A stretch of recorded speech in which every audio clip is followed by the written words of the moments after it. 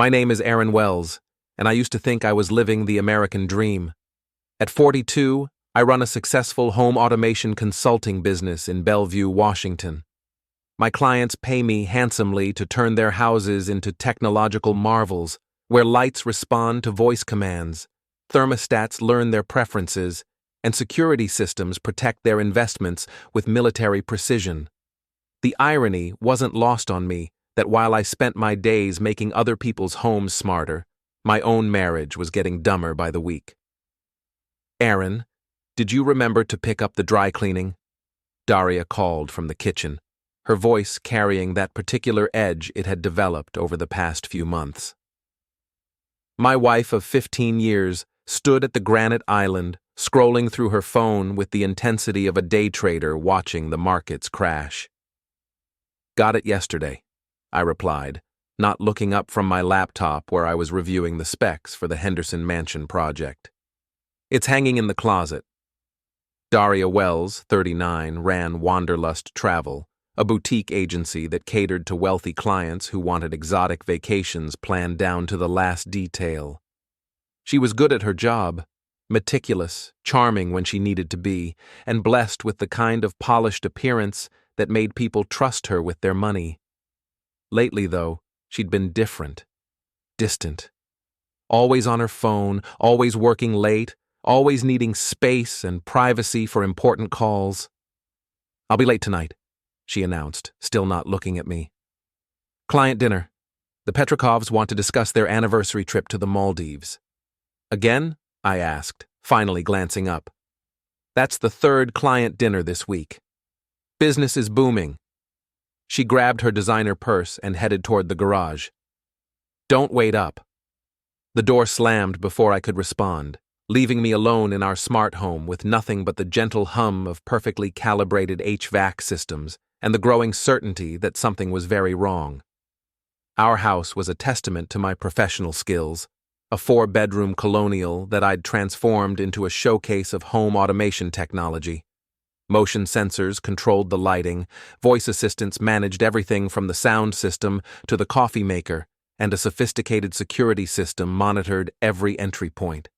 The irony was that while I could track every delivery truck that approached our driveway, I couldn't figure out why my wife had become a stranger.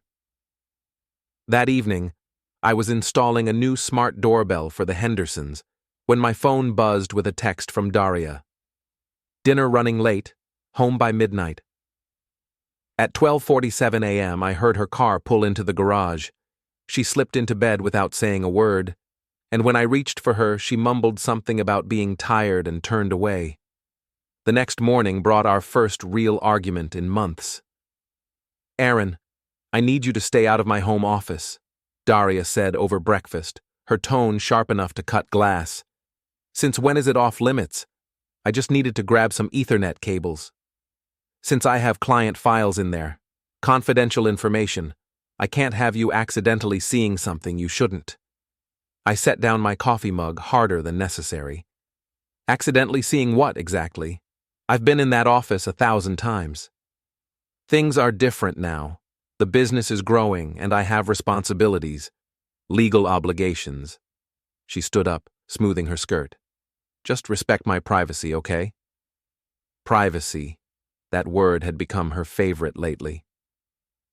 That afternoon, while Daria was supposedly at a spa day with the girls, I decided to do some maintenance on our home network. As I was updating the router firmware, I noticed something odd in the data logs. Our internet usage had spiked dramatically over the past month, with large file transfers happening at strange hours, usually when Daria claimed to be sleeping. My phone rang, interrupting my digital detective work. "Aaron, it's Vanessa." Our accountant's voice sounded strained. "We need to talk about some irregularities in your joint accounts." Vanessa Martinez had been handling our finances for 5 years. She was thorough, honest, and not given to dramatic pronouncements. "What kind of irregularities?" "Cash withdrawals, large ones, always from Daria's card, always at odd times. And there are some business expenses that don't match up with the invoices I have on file." My stomach dropped. "How large?" $15,000 over the past 2 months. Aaron, I think you need to come in and review these statements in person. That evening, I sat in my home office staring at bank statements that painted a picture I didn't want to see. Cash withdrawals at ATMs across the city, charges at restaurants I'd never heard of, hotel bookings that didn't match any business trips Daria had mentioned. I was so absorbed in the financial evidence that I almost missed the sound of the garage door opening. Daria was home early. Aaron, she called from downstairs. Where are you? Office, I replied, quickly closing the laptop. She appeared in the doorway, looking unusually flustered. Have you been messing with the internet? My laptop keeps disconnecting. Just routine maintenance. Everything should be working fine now. She nodded, but I caught her glancing at my closed laptop with an expression I couldn't quite read. That night, I made a decision that would change everything. The next morning, after Daria left for what she claimed was a client site visit, I drove to Best Buy and purchased 3 discrete wireless cameras. Not because I wanted to spy on my wife, I told myself, but because we'd had some expensive items go missing recently. Daria's designer watch, some jewelry, cash from my wallet. Insurance purposes, I rationalized, completely reasonable for a home automation expert to upgrade his security system. I installed the cameras in common areas only, the living room, kitchen, and the hallway leading to Daria's office. Nothing in bedrooms or bathrooms. I wasn't a complete creep. Each camera was small, wireless, and nearly invisible when mounted correctly. The feeds went directly to a secure server in my office. When Daria came home that evening, I was in the kitchen preparing dinner. How was your day? I asked, keeping my tone casual. Productive. The Hendersons want to add a safari extension to their Kenya trip. She set her purse on the counter and headed toward her office. I'll be working late tonight. Conference call with the tour operator in Nairobi. At 10 p.m., that's got to be morning there. She paused at the office door. Time zones are complicated, Aaron. That's why they pay me to figure them out. The office door closed with a definitive click. At 10:15 p.m., I checked the camera feed from my laptop. The hallway camera showed Daria's office door opening, but instead of heading to the kitchen for her usual late-night snack, she went straight to the front door. Through the living room camera, I watched her peek through the curtains before opening the door for someone. A man stepped inside. Tall, well-dressed, confident in the way that suggested he was used to getting what he wanted. I'd never seen him before, but the way Daria smiled at him, the way she touched his arm, told me everything I needed to know. They talked in low voices for a few minutes before heading toward her office. The hallway camera caught them clearly. Daria leading a stranger into the space she'd declared off-limits to her own husband. I sat in my office, staring at the screen, feeling something cold and hard settle in my chest. 15 years of marriage, and it had come to this, watching my wife betray me in high definition.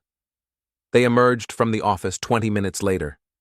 The man handed Daria an envelope, thick, the kind that usually contains cash, and she handed him what looked like a folder of documents. They kissed before he left, not the passionate embrace of new lovers, but the comfortable intimacy of people who'd been doing this for a while. After he was gone, Daria returned to her office for another hour before finally coming to bed. She slipped under the covers and whispered, "Sorry, honey, the call ran long." I pretended to be asleep. The next day brought more evidence. While Daria was at her yoga class, I reviewed the previous week's footage. The same man had visited 3 times, always following the same pattern: late evening arrival, office meeting, envelope exchange, departure. On 2 occasions, I caught audio of their conversations. "The Petrov account is perfect," Daria was saying in one clip. "They never check the detailed invoices, just pay whatever I bill them." "And the others?" the man asked. 6 more families, all high net worth, all too busy to audit their travel expenses. As long as the trips happen as planned, they don't care about the markup. My wife wasn't just cheating on me, she was defrauding her clients. That afternoon I made copies of everything: the video files, the audio recordings, the bank statements Vanessa had shown me. I stored them on multiple drives and uploaded them to a secure cloud server. Whatever was coming next, I wanted to be prepared. Daria came home in a good mood, humming as she prepared dinner. "You seem happy," I observed. "Just a good day at work. Sometimes everything falls into place, you know?" I knew exactly what she meant, though probably not in the way she intended. That night, I lay awake, planning my next move. I could confront her directly, but that would just lead to denials and excuses. I could file for divorce immediately, but without proper documentation, she might find a way to hide the evidence or spin the narrative in her favor. No, I needed to be smarter than that. I needed to control the situation completely before making my move. The opportunity came sooner than expected. 3 days later, I was in the garage organizing my tools when I heard Daria's car pull in earlier than usual. She rushed into the house with the kind of urgency that suggested trouble. I found her in the living room, staring up at the corner where I'd mounted one of the cameras. "Aaron," she said, her voice carefully controlled. "When did we install cameras?" I looked up from my toolbox, meeting her eyes with what I hoped was innocent confusion. "Last week. I mentioned it at dinner, remember? After your watch went missing? For insurance purposes." The color drained from her face. "Insurance?" "The coverage company recommended upgraded security after we filed the claim. These new ones are much better than the old system. Higher resolution, cloud storage, motion activation." I gestured toward the nearly invisible device. "You can barely see them, right?" Daria's hands were shaking slightly. Where else did you put them?" "Just the common areas. Living room, kitchen, hallway. Nothing invasive." I tilted my head, studying her reaction. "Why? Is there a problem?" Without answering, she spun around and headed toward my office. I followed, maintaining my facade of confused concern. "Daria, what's wrong? You look like you've seen a ghost." She was already at my computer, frantically clicking through folders. "How do I access the camera files? Why would you need to—" "Just show me, Aaron." I moved to the computer, deliberately taking my time to open the security software. "Here's the interface. You can see the live feeds, and recorded footage is stored here." I clicked on the archive folder, revealing dozens of video files organized by date and camera location. Daria's breathing became shallow as she scanned the file names. Her finger hovered over the mouse, trembling. "How long does it keep recordings?" she asked. 30 days automatically, but I can archive important files manually if needed." I paused, watching her face. "Again, why are you asking?" Instead of answering, she started clicking on files, trying to delete them. But I'd anticipated this moment. "Access denied," the computer announced in its pleasant, automated voice. Daria clicked again. "Access denied." "Oh, right," I said, as if just remembering. "I set up user permissions. For security. You need administrator access to delete files." She turned to me, her eyes wide with something between panic and rage. "Give me administrator access now."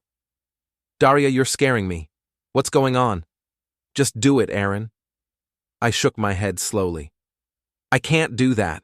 These files might be needed for the insurance claim. And honestly, your behavior right now is really concerning. Maybe we should talk about what's bothering you." She stared at the screen for a long moment, then started clicking frantically, trying different folders, different approaches. Nothing worked. Finally, she stopped and turned to face me. When she spoke, her voice was barely a whisper. "Aaron, I need you to delete those files." "Why?" "Because—" She struggled for words. "Because there might be things on there that could be misunderstood." I crossed my arms, maintaining my expression of innocent confusion. "What kind of things?" "Private conversations, business meetings, things that could be taken out of context." "Business meetings? In our house? At night?" The question hung in the air between us. Daria's mouth opened and closed several times before she managed to speak. Sometimes clients prefer to meet in a more relaxed environment. At 10 p.m.? In your office? With cash changing hands? Her face went completely white. You watched the recordings. I reviewed them this morning. Standard security protocol. Check for any unusual activity. I stepped closer, my voice remaining calm and measured. Daria, who is he? She collapsed into the desk chair, her composure finally cracking. Aaron, I can explain. I'm sure you can, but before you do, there's something you should know. I moved to the computer and opened my email program. I've already shared copies of the relevant files. What? She jumped up from the chair. Shared them with who? Vanessa, for starters. She needed to see the connection between the cash withdrawals and your business meetings, and Ms. Park at your agency's compliance department. She was very interested in the conversation about client billing irregularities. Daria's legs gave out, and she sank back into the chair. You sent the videos to my boss? To the compliance officer, yes, along with the bank statements and a detailed timeline of events. I looked at my watch. Actually, you should probably check your email. Ms. Park said she'd be in touch today about scheduling a formal review.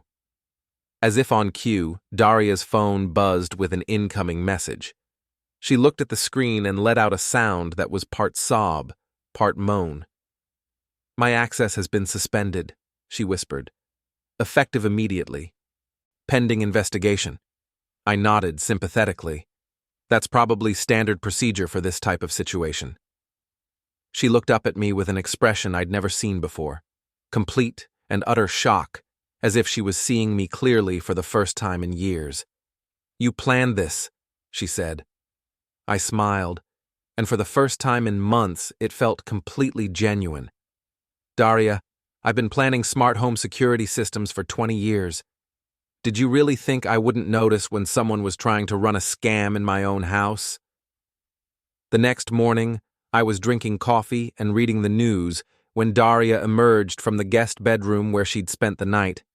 Her eyes were red-rimmed and puffy, her usually perfect hair a tangled mess. We need to talk, she said. I'm listening. She sat down across from me at the kitchen table, the same table where we'd shared thousands of meals over 15 years of marriage. His name is Liam, she began. Liam Morrison. He's an investment consultant. And we've been seeing each other for 6 months. I took another sip of coffee, saying nothing. It started as a business relationship. He was helping me set up investment accounts for some of my wealthier clients. But then, she trailed off, unable to meet my eyes. But then you realized you could skim money from those accounts and split the profits. Her head snapped up. It's not stealing. We're providing additional services, managing their money more efficiently, by billing them for expenses they never incurred and pocketing the difference. The clients are getting exactly what they paid for. Their trips are perfect. Their accommodations are exactly as promised. Plus, whatever extra charges you and Liam decide to add to their bills. Daria's shoulders sagged. Aaron, these people have more money than they know what to do with. The Petrakovs spent $40,000 on a weekend in Dubai and didn't even look at the itemized invoice. They just paid it. So that makes it okay? It makes it victimless. I set down my coffee mug and leaned forward. Daria, do you hear yourself right now? You're justifying fraud because your victims are wealthy. It's not fraud. It's textbook fraud and adultery, and probably a dozen other things that are going to make our divorce very interesting. The word divorce hit her like a physical blow. Aaron, please. We can work this out. I'll end things with Liam. I'll pay back the money. With what money? According to Vanessa, you've already spent most of what you stole. It's not stolen. Fine. What you fraudulently obtained through billing irregularities. Feel better? She started crying then, real tears that might have moved me 6 months ago. Now they just seemed like another manipulation tactic. Aaron, I love you. This thing with Liam, it's not real. It's just excitement. Something different. You have to understand, we've been married for 15 years and sometimes I felt invisible. So you decided to become visible by committing crimes with another man. Don't be cruel. Cruel? I laughed, a sound with no humor in it. Daria, you've been stealing from your clients, cheating on your husband, and lying about both for months, and I'm being cruel by pointing it out? My phone buzzed with a text message. I glanced at it and smiled. What? Daria asked. Vanessa. The forensic accountant she hired found some interesting discrepancies in your business records. Apparently, this has been going on longer than 6 months. Daria's face went pale again. Forensic accountant? Oh, yes. When you're dealing with potential fraud, especially involving client funds, you need experts. Vanessa knows people. I stood up and refilled my coffee. Also, I've been meaning to tell you, I contacted a divorce attorney yesterday. Very nice woman. Specializes in cases involving financial misconduct. Aaron, please. Her name is Rebecca Chen. She's going to handle the separation paperwork and help protect any assets that weren't obtained through fraudulent means. I sat back down, studying Daria's stricken face. The good news is that since I can prove the source of the money you've been spending, the court should have no trouble determining what belongs to whom. You can't do this to me. Actually, I can. And I am. I pulled out a folder I'd prepared the night before. These are temporary separation papers. You have 48 hours to remove your personal belongings from the house. Everything else stays here pending the formal asset division. Daria stared at the papers as if they were written in a foreign language. Where am I supposed to go? I'm sure Liam has some ideas. After all, you two are partners now. Aaron, please. I'm begging you. Don't destroy my life over this. I looked at her for a long moment. This woman I'd loved for 15 years, who'd shared my bed and my dreams and my bank account while planning to betray all three. Daria, I said quietly, I didn't destroy your life. You did. I just documented it. She left that afternoon, taking 2 suitcases and promising to return for the rest of her things. I watched her drive away from the living room window, the same window where she'd checked for Liam's arrival just a week earlier. For the first time in months, the house felt peaceful. But I wasn't done yet. 2 weeks later, I was in my office when my phone rang. The caller ID showed a number I didn't recognize. Aaron Wells. Mr. Wells, this is Monica Morrison. I believe you know my husband, Liam. I sat up straighter. This was unexpected.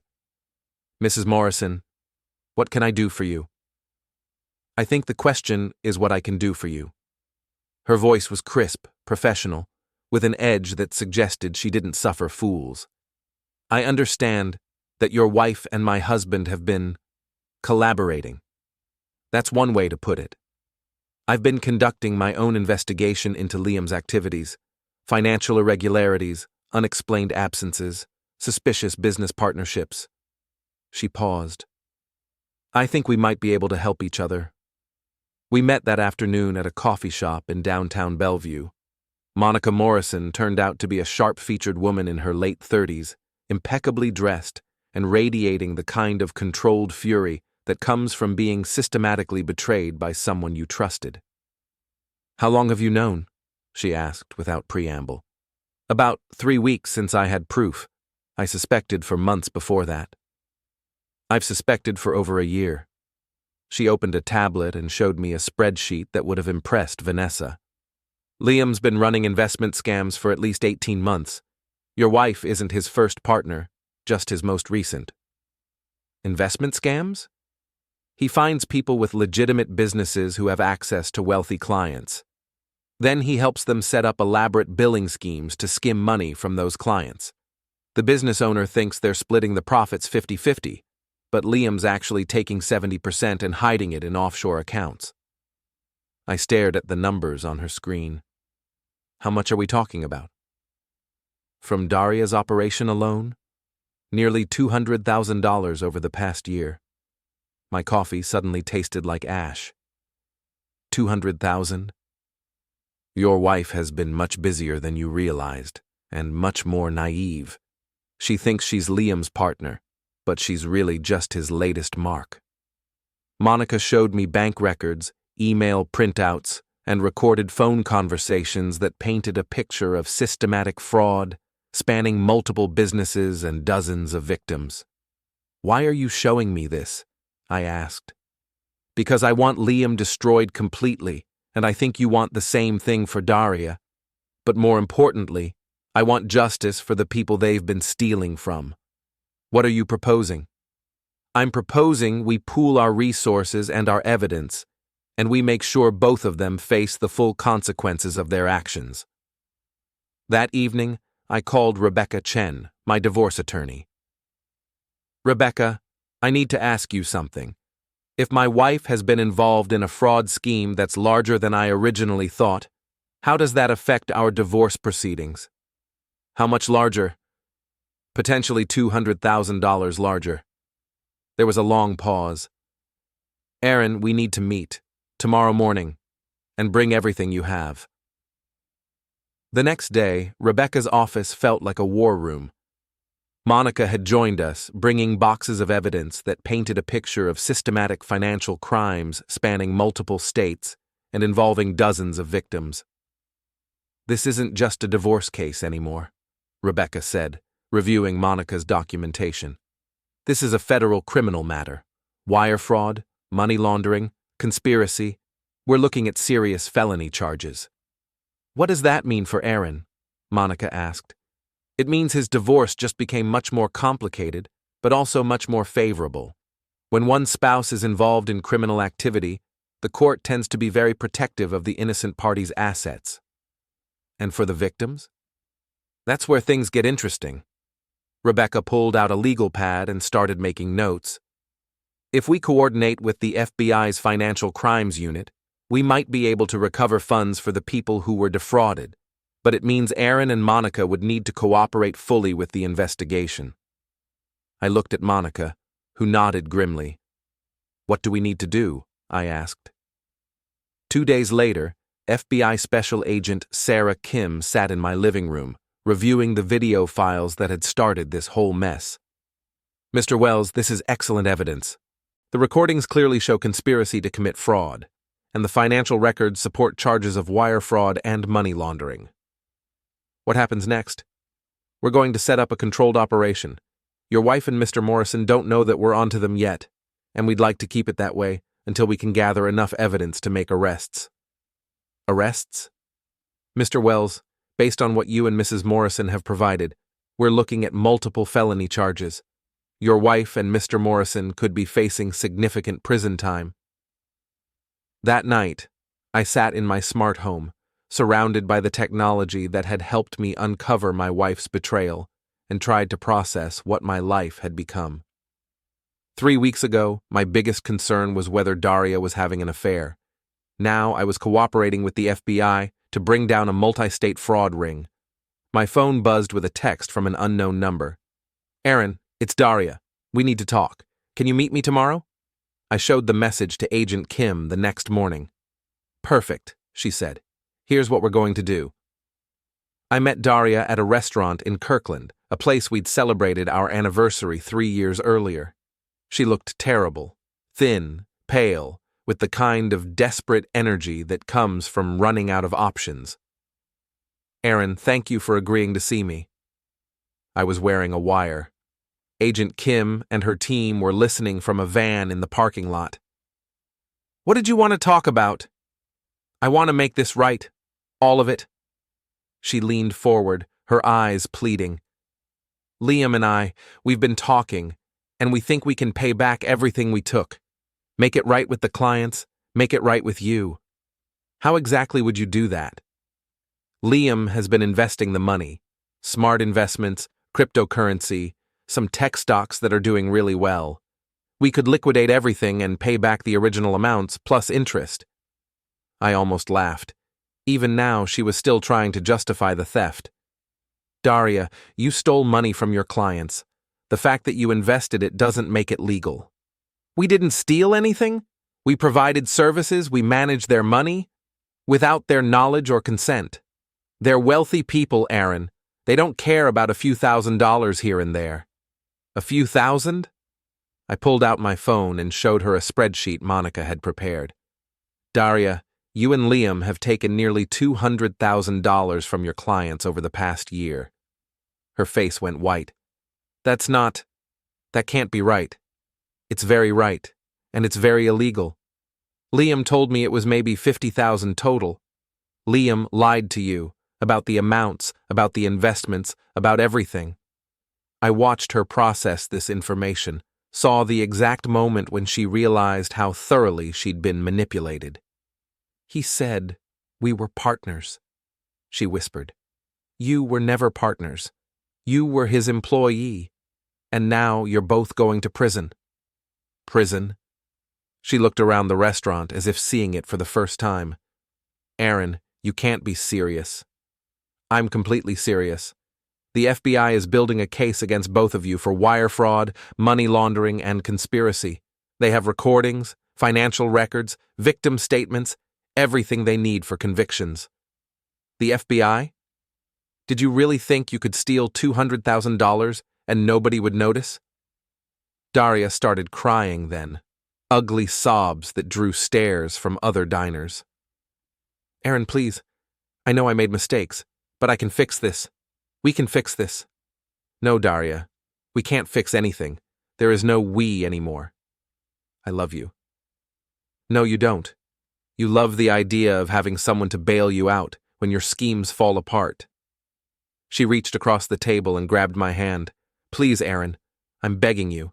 Don't let them arrest me. I pulled my hand away. I'm not letting them do anything. I'm helping them do what should have been done months ago. You're cooperating with them? I'm cooperating with them. She stared at me for a long moment, and I saw something change in her expression. The pleading desperation was replaced by cold anger. You bastard! You self-righteous, vindictive bastard! Maybe, but I'm not a thief. I gave you 15 years of my life, and I gave you 15 years of mine. The difference is, I didn't spend them planning to betray you. She stood up abruptly, knocking over her water glass. This isn't over, Aaron. Yes, it is. I watched her leave, knowing it would be the last time I saw her as a free woman. 3 days later, Agent Kim called me at 6 a.m. It's done. We arrested both of them this morning. Daria at her hotel, Liam at his office. How did it go? Liam tried to run, made it about 3 blocks before we caught him in a parking garage. There was satisfaction in her voice. Daria confessed immediately, started talking before we even read her rights. What happens now? Now they face trial. Based on the evidence and Daria's confession, I'd expect plea deals within a few months. Your wife is looking at 3 to 5 years, Liam probably 7 to 10. That afternoon, I sat in my office reviewing the final divorce paperwork. Rebecca had done excellent work. I would keep the house, my business, and all assets that could be proven legitimate. Daria would keep nothing except a criminal record and whatever money she could earn working prison jobs. My phone rang. Monica Morrison. Aaron, I wanted to thank you. For what? For having the courage to do the right thing. A lot of people would have just taken the money and kept quiet. The money was never really ours to begin with. No, but it would have been easy to pretend otherwise. That evening, I walked through my smart home, checking systems and adjusting settings out of habit more than necessity. Everything was working perfectly. Lights responding to voice commands, temperature maintaining optimal levels, security cameras monitoring all entry points. I poured myself a glass of wine and sat in my living room, looking around at the space that had been the stage for so much deception and betrayal. Tomorrow, I would start the process of moving on, of building a new life from the wreckage of my marriage. But tonight, I was content to sit in my perfectly automated house and appreciate the simple pleasure of knowing that every system was working exactly as designed. My phone chimed with a news alert. I glanced at the screen and smiled. "Local travel agent arrested in multi-state fraud scheme," read the headline. I raised my wine glass in a mock toast. "Alexa," I said to the smart speaker on the coffee table, "play Another One Bites the Dust." The music filled the room, and for the first time in months, I felt completely at peace.